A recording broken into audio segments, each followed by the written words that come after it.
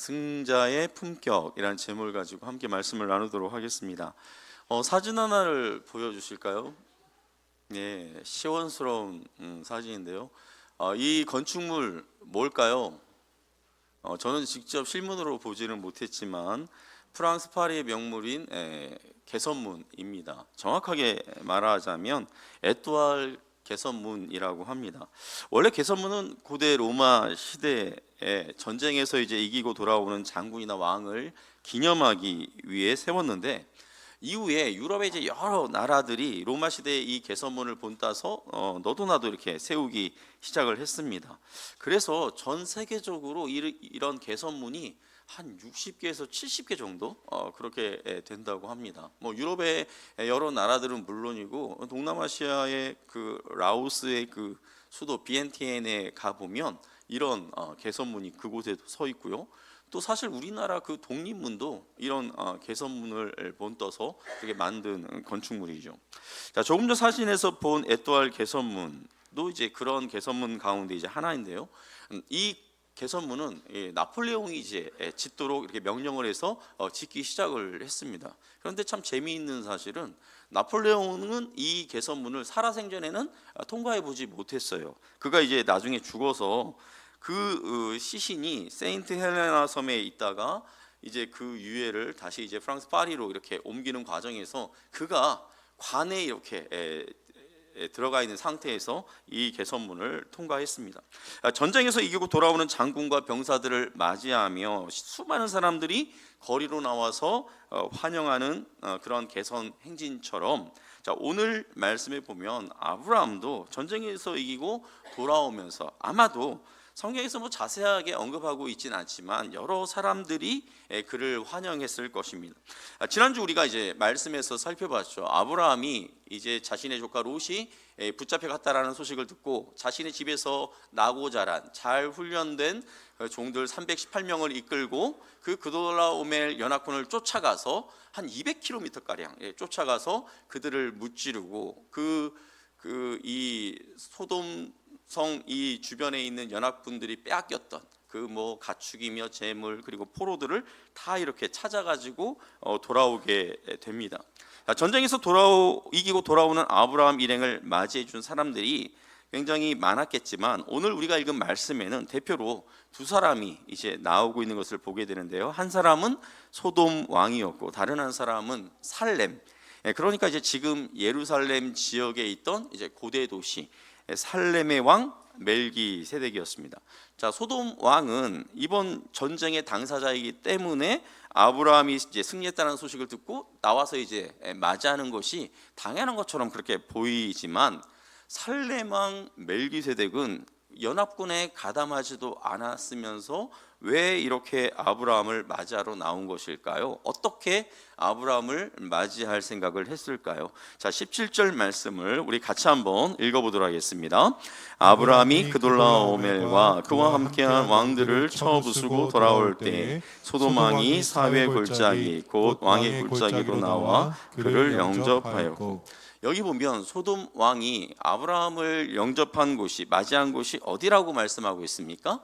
사회 골짜기, 왕의 골짜기라고도 하는 사회 골짜기라고 그렇게 말씀하고 있습니다. 한번 지도를 보여주실까요? 저 지도에 보시면 이스라엘의 지도죠.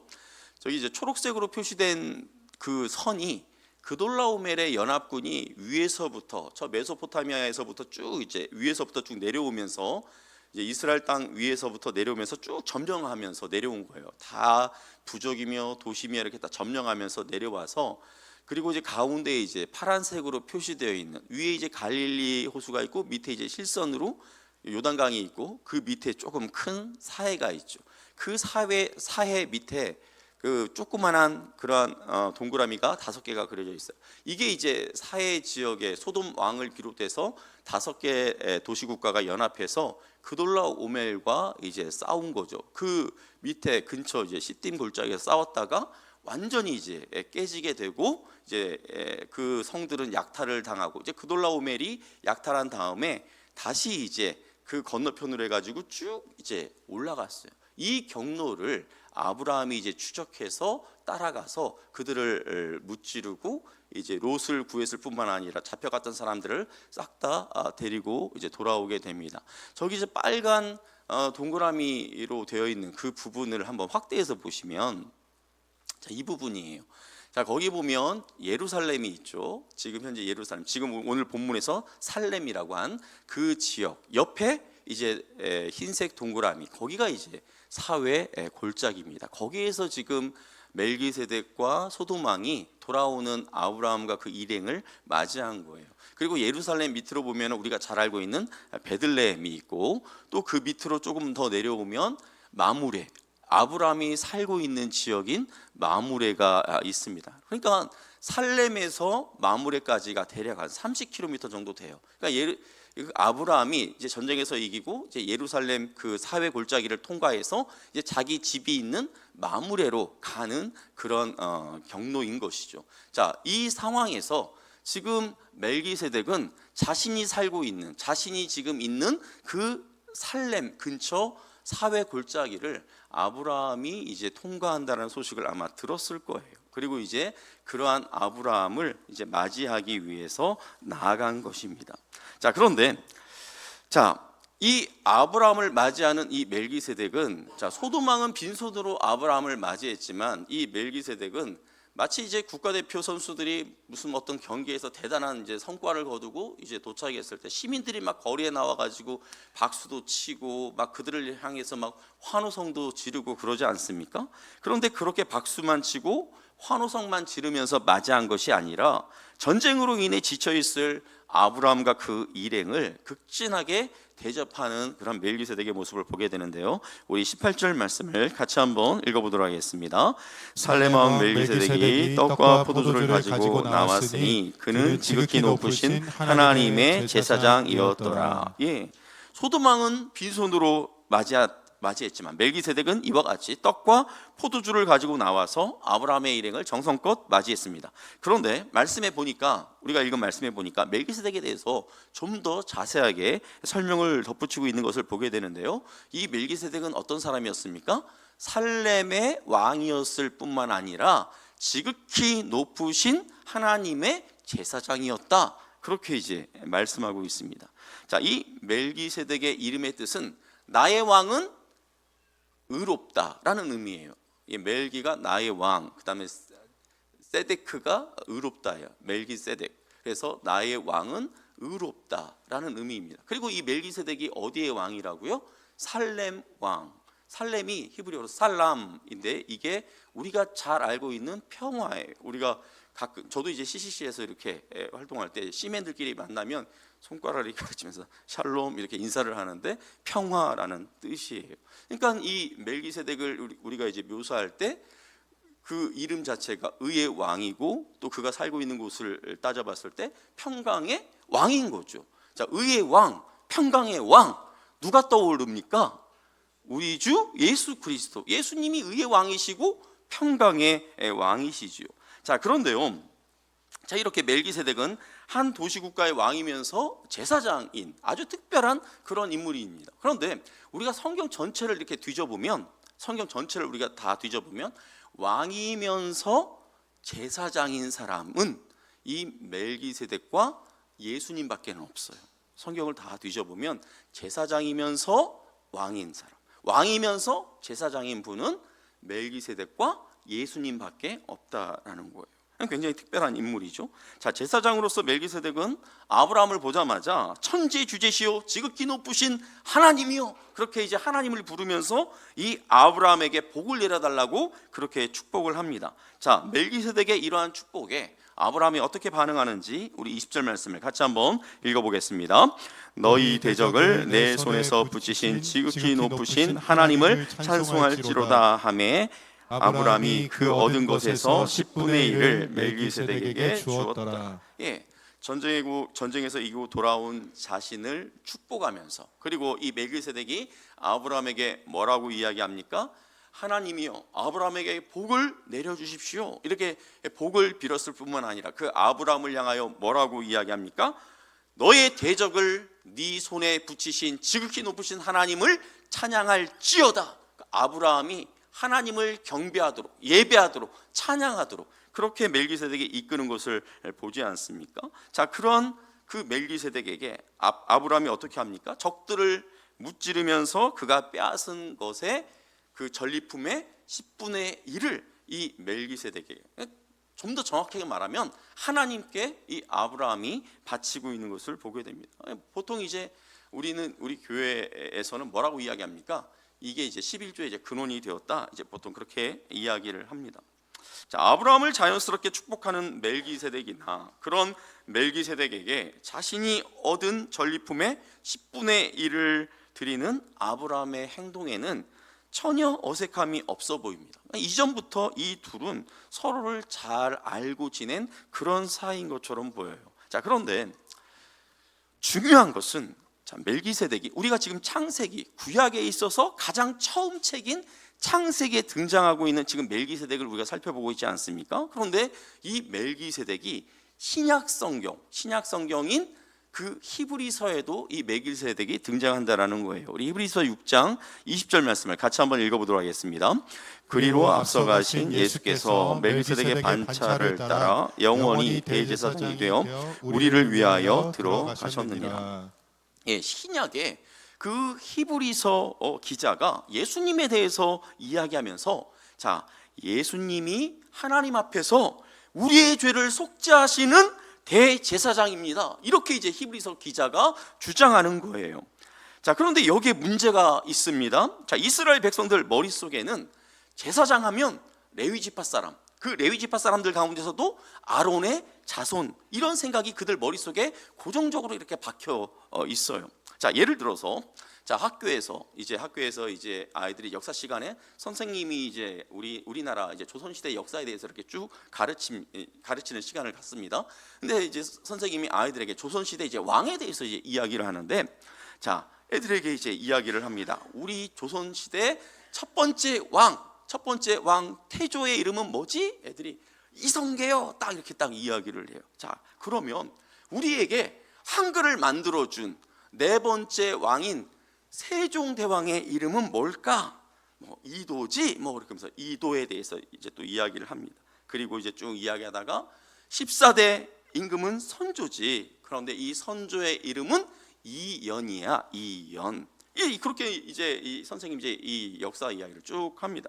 그러면서 이제 19대 이제 숙종에 딱 다다라서, 자, 숙종의 이름이 뭘까? 숙종의 이름은 박연이야.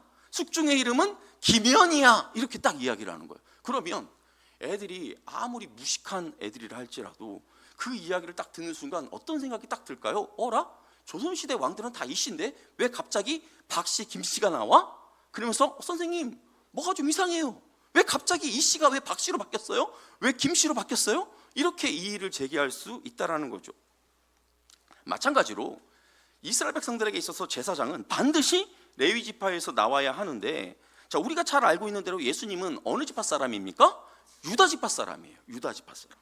자, 그러니까 예수님이 대제사장이라고 하는 이러한 부분에 대해서 유대인들은 도저히 이해가 안 되는 거예요. 아니, 레위 지파도 아닌데 유다 지파 사람인데 예수가 어떻게 예수가 우리의 대제사장이 될 수 있어? 이렇게 생각하는 거죠. 그런데 조금 전 우리가 읽은 말씀에 보니까 히브리서 기자가 뭐라고 했습니까? 예수님은 레위 지파인 아론의 반차, 여기서 반차는 이제 순서예요. 그러니까 아론의 순서가 아니라 멜기세덱의 반차를 따라서, 멜기세덱의 계보를 따라서 대제사장이 되었다. 그렇게 이제 이야기를 하는 거예요.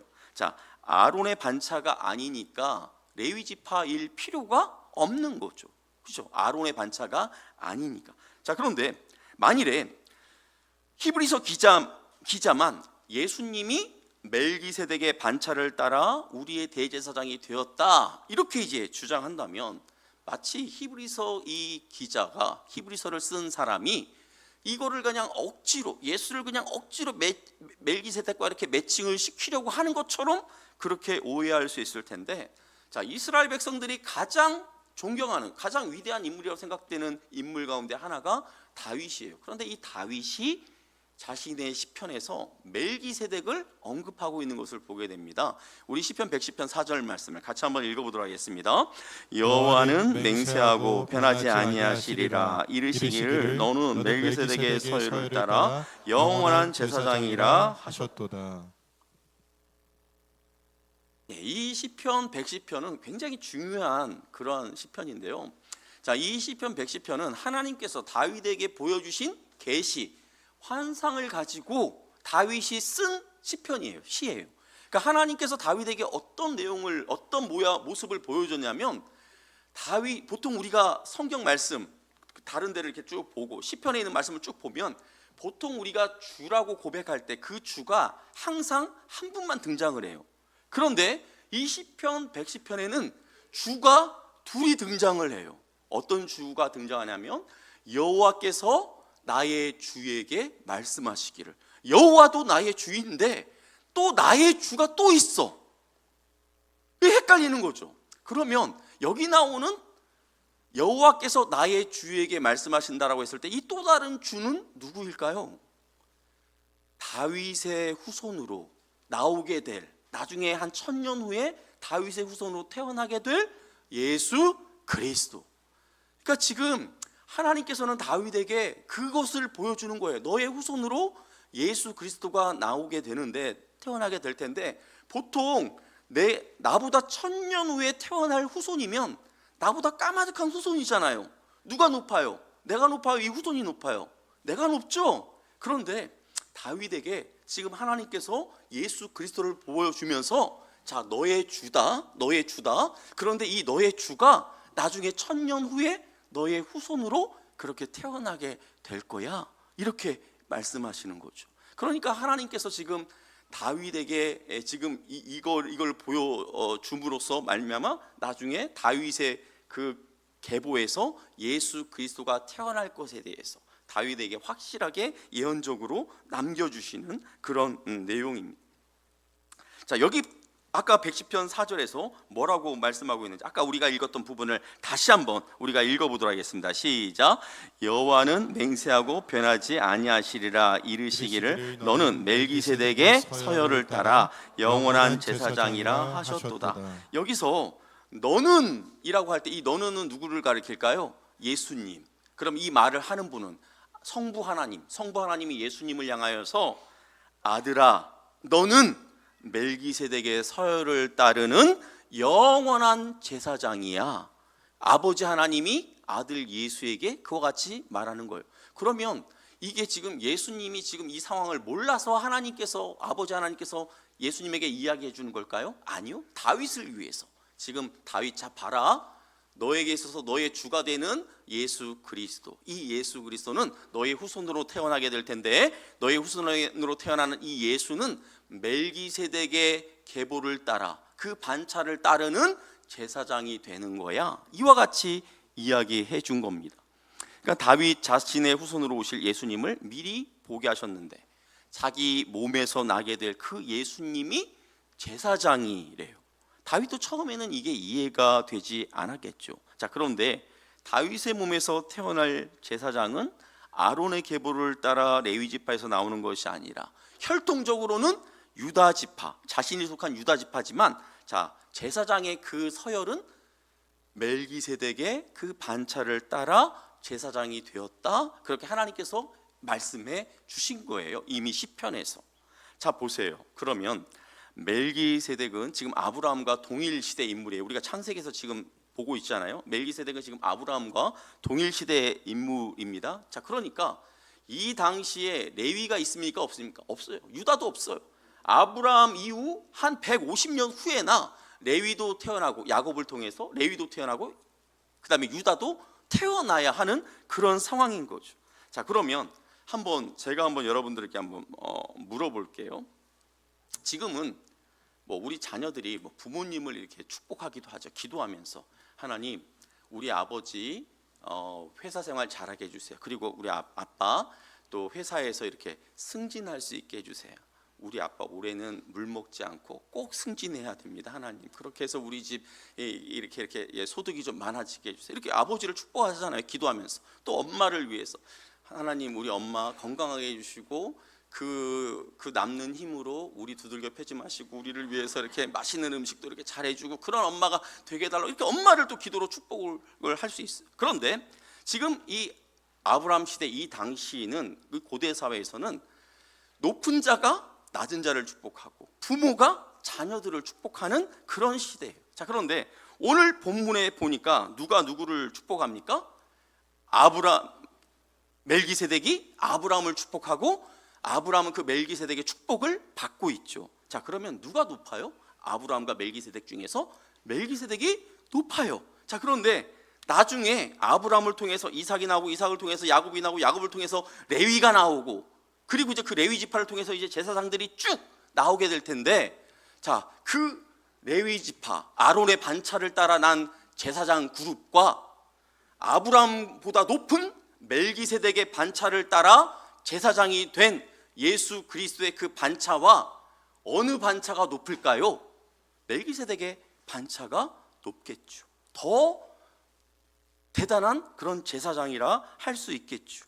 자, 이처럼 아브라함이 하나님께 영광을 올려드릴 수 있도록 그를 잘 이끌어준 이 멜기세덱, 그리고 신약 성경에서도 예수 그리스도의 모형이 되어서 굉장히 중요한 존재감을 드러내고 있는 이 멜기세덱과는 다르게 또 한 사람, 오늘 이 아브라함, 전쟁에서 이기고 온 아브라함을 맞이한 또 한 사람, 그 소돔 왕은 어떤 사람이었을까요? 우리 21절 말씀을 같이 한번 읽어보도록 하겠습니다.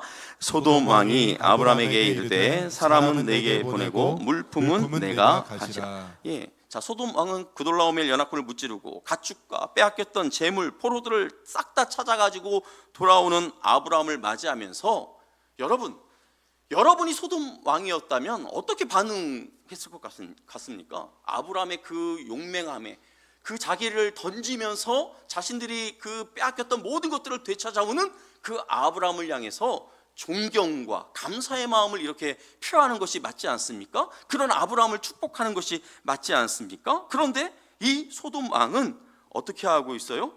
그 아브라함을 축복하는 대신에 자신의 것을 이렇게 챙기는데 급급한 그러한 모습을 보게 됩니다.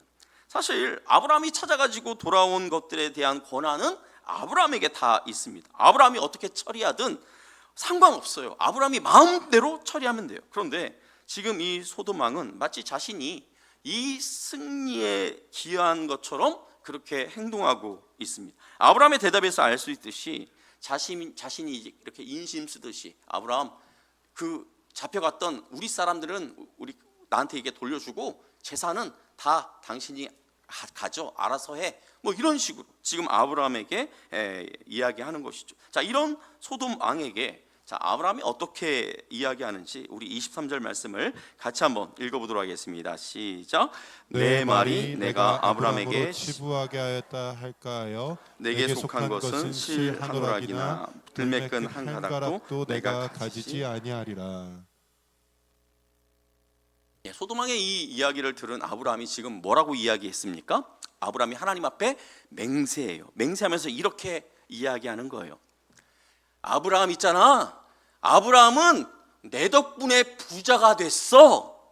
당신이 이렇게 이야기할까 두려워서, 이렇게 이야기하는 것이 근심스러워서 소돔왕, 당신의 것은 내가 실오라기 하나도, 그리고 들매끈 한 가닥도 내가 취하지 않을 테니까 다 당신이 가져가시오. 이렇게 이야기한 거예요.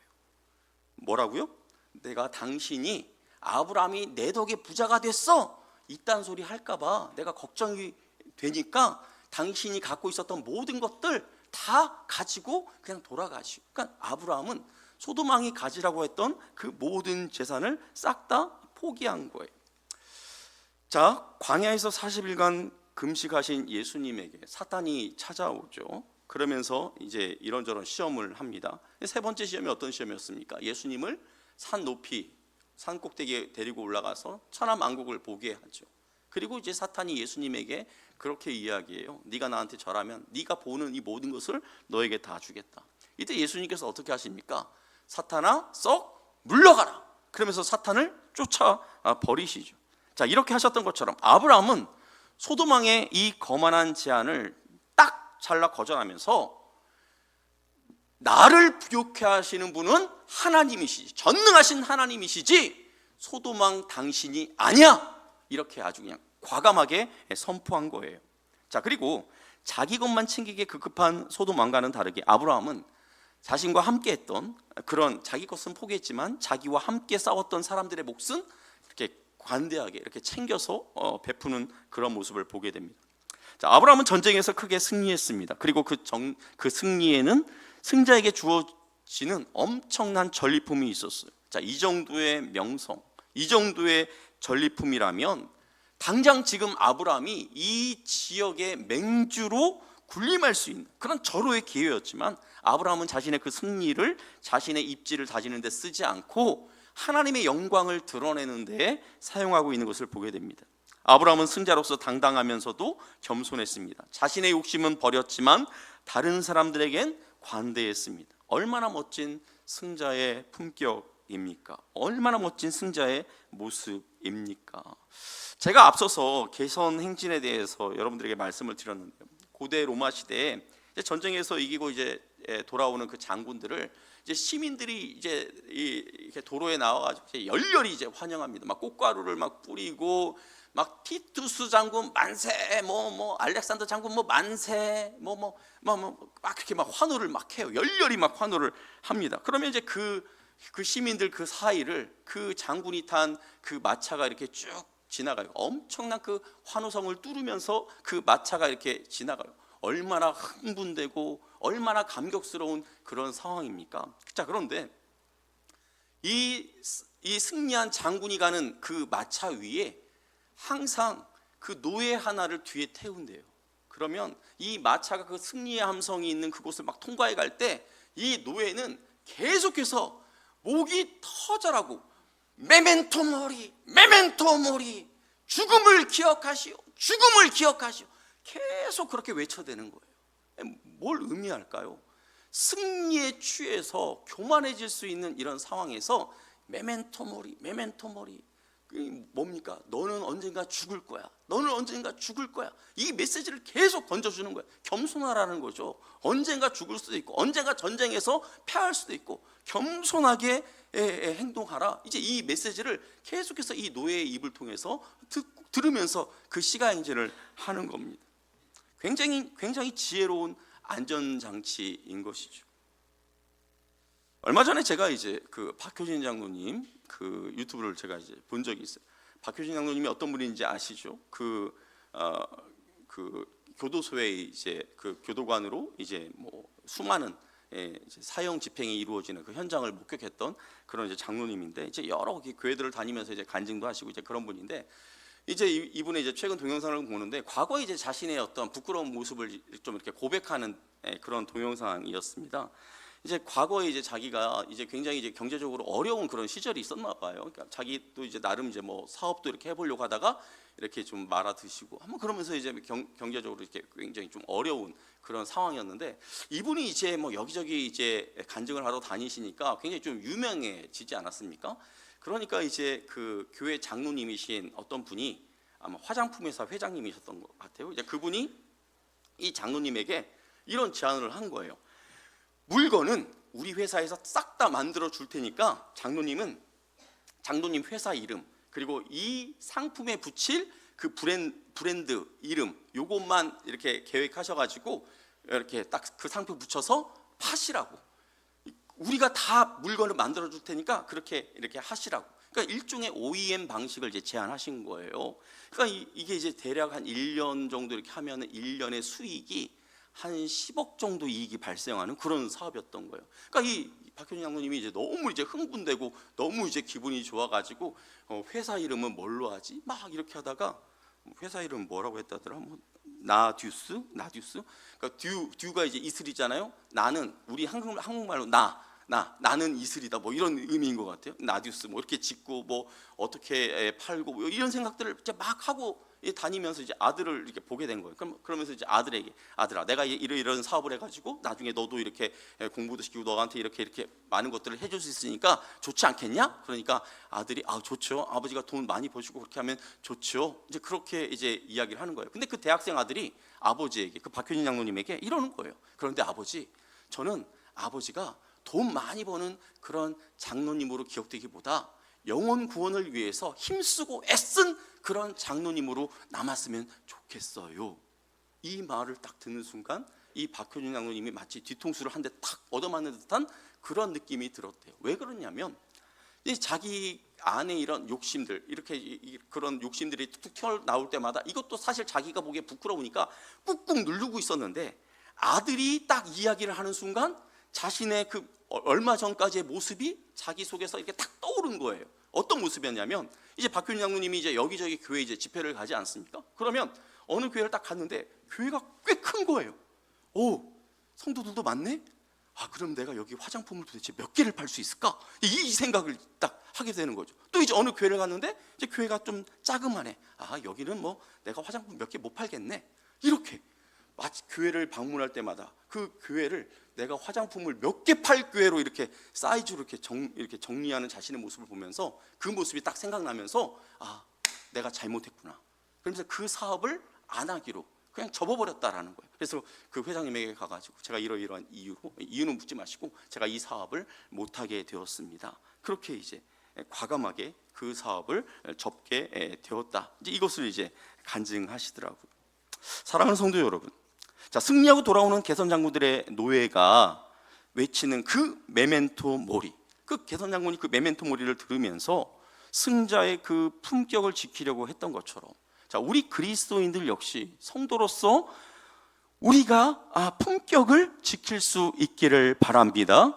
그런데 우리는 단지 우리가 언젠가는 죽는다는 메멘토 모리에서 그치지 않고 장차 천국에서 우리 예수님이 허다하게 많은, 구름같이 허다하게 많은 수많은 그런 증인들 앞에서 나에게 들려줄 그 주님의 영광스러운 그 음성을 소망하면서 그렇게 살아갈 수 있기를 바랍니다.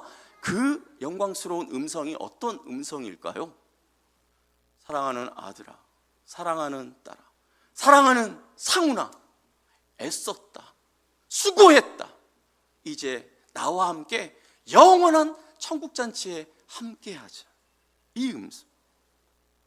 수많은 군중들의 환호성 속에서도 우리 예수님은 자신이 감당해야 할 사명을 생각하면서 예수님 정도의 인기였다면, 아무리 구약에서 예언했다 치지만 예수님 정도의 인기였다면 굉장히 멋들어진, 굉장히 힘세 보이는 그런 전쟁에 끌고 나갈 수 있는 그런 군마를 타고 그 예루살렘으로 입성할 수 있었지만, 자, 예수님은 어떤 걸 타고 예루살렘으로 들어갑니까?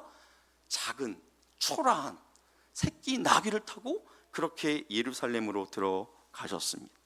사랑하는 성도 여러분, 주님을 만날 그날까지 우리가 주님의 이런 겸손함으로 살아갈 수 있기를 바랍니다. 우리가 그리스도인으로서 어떻게 우리의 품격을 유지하며 살아갈 수 있을까요? 잠언의 그 지혜자가 우리에게 들려주는 이 음성을 우리가 귀담아 들을 수 있기를 바랍니다. 좀 길긴 하지만 우리가 잠언 30장 7절부터 9절까지 말씀을 같이 한번 읽어보도록 하겠습니다. 내가 두 가지 일을 주께 구하였사오니 내가 죽기 전에 내게 거절하지 마시옵소서. 곧 헛된 것과 거짓말을 내게서 멀리하옵시며 나를 가난하게도 마옵시고 부하게도 마옵시고 오직 필요한 양식으로 나를 먹이시옵소서. 혹 내가 배불러서 하나님을 모른다 여호와가 누구냐 할까오며 혹 내가 가난하여 도둑질하고 내 하나님의 이름을 욕되게 할까 두려워함이니이다. 이 지혜자가 뭐라고 하는 거예요? 죽기 전에 두 가지를 꼭 좀 들어주십시오. 그게 무엇입니까? 첫째는 헛된 것과 거짓말을 멀리하는 것이었어요. 자, 헛된 것을 우리가 꿈꾸다 보면 어떻게 됩니까? 미끄러져요. 넘어질 수 있어요. 그리고 그 헛된 것을 얻기 위해서 우리는 누군가를 속여 넘어뜨려야 하는 그런 상황에 직면할 수도 있습니다. 자, 이런 것을 내게서 멀리 좀 치워달라고 그렇게 요청하고 있어요. 그리고 두 번째는 가난하지도 부하지도 않게 해달라는 것이었어요. 왜요? 감당할 수 없는 어떤 부가 나에게 찾아왔을 때 하나님이 어디 있냐, 여호와가 누구냐, 뭐 이렇게 할까봐 자신이 교만해져서 그렇게 할 것이 두렵다라는 거예요. 또 너무 가난해서 먹을 게 없으면 또 남의 것을 이렇게 도둑질하는 그런 덕스럽지 못한 행동을 할까봐 자기가 부하지도 가난하지도 않게 그렇게 해달라고 요청하고 있습니다. 지혜자의 이런 간구가 어떻습니까? 어리석게 들리십니까? 어리석다 여겨집니까? 여러분이 만일에 하나님이시라면, 이런 진실한 마음을 가지고, 이런 중심을 가지고 여러분 앞에 나와서 내게 이렇게 해달라고 기도하는 이 성도를 향해 여러분이 하나님이시라면 어떻게 반응하실 것 같습니까? 그래? 알았어.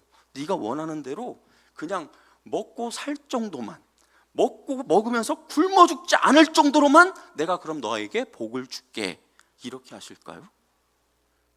아마 제가 하나님이라면 그럴 것 같아요. 야, 너는 이미 그릇이 다 준비됐구나. 내가 너에게 부어줄 복을 받을 그 그릇이 다 준비됐구나. 내가 너에게 부를 맡길게, 너에게 명예를 맡길게, 너에게 힘을, 권세를 너에게 맡길게. 잘 사용해. 이렇게 말씀하시지 않을까요? 만일 우리가 기도한 대로 하나님이 여러분들을 그렇게 부하게 해주셨다면, 여러분들이 기도한 것처럼 그렇게 막 명예롭게, 막 힘있게 그렇게 여러분들을 해주셨다면, 그것을 가지고 여러분들이 하나님을 영광스럽게 할 수 있을까요? 거룩한 삶을 살아낼 수 있을까요? 자신 있으세요? 여러분들 통장에 하나님께서 오늘 1,000억씩 꽂아주시면 그걸 가지고 하나님을 영광스럽게 할 수 있을 것 같아요? 하나님 앞에서 거룩한 삶을 살아낼 자신 있습니까? 저 같으면 다음 주 제가 여기 서 있을지 어떨지 모르겠어요. 모르겠어요. 돈이 갖고 있는 힘, 권력이 갖고 있는 힘, 명예가 갖고 있는 힘, 그 유혹이 얼마나 대단합니까? 하나님과 더 가까워지는 것은 고사하고 얼마나 하나님으로부터 멀어질까요? 이전에는 어떤 힘든 상황 벌어지면, 어떤 일들이 일어나면 다 기도하면서 하나님께 붙들면서 나아갔던 그런 일들을 이제는 내가 가지고 있는 돈으로 다 땜빵 해버리면 돼. 내가 갖고 있는 힘으로 그냥 눌러버리면 돼. 그냥 내가 갖고 있는 그 명예로 그냥 어떻게 해가지고 사람들 동원해서 그냥 처리해버리면 돼. 하나님이 무슨 필요가 있겠습니까? 그런 상황에서 하나님을 간절하게 찾겠습니까? 기도하겠습니까?